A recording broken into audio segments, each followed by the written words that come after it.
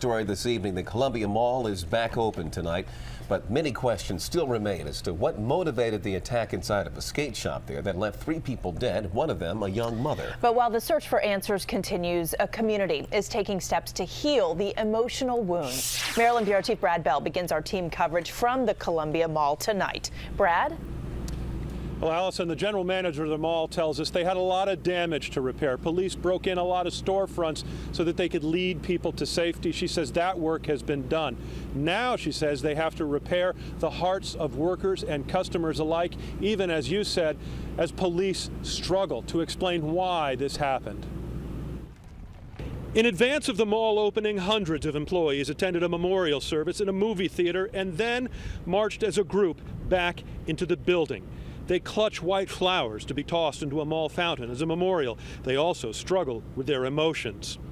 I'm just trying to keep my faith and not be scared. At 1 p.m., the doors open for all to return. Howard County Executive Ken Ullman leading the way to get lunch in the food court. An hour later, Governor Martin O'Malley does the same, both politicians trying to send a signal. This is an incredibly safe place to be.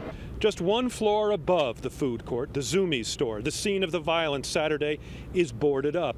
The sign says, in loving memory of the victims, Brianna Benlolo and Tyler Johnson. Very sad. Very sad indeed. Sad and a mystery, because at this point nobody knows why 19-year-old Darian Aguilar emerged from a dressing room at the skateboard apparel shop Saturday morning and opened fire with his recently purchased shotgun.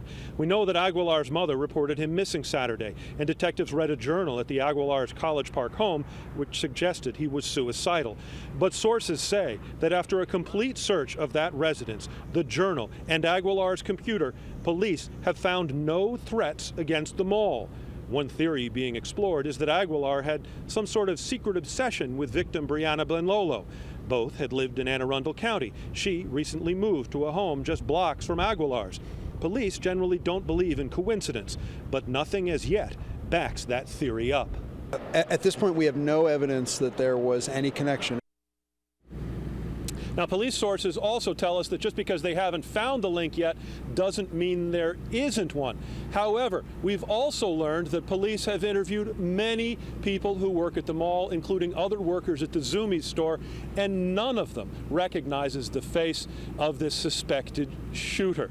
It is quite a mystery, to be sure. And one source tells us that a detective involved said that this young man seems to have kept such a low profile that for them it's like tracking a ghost.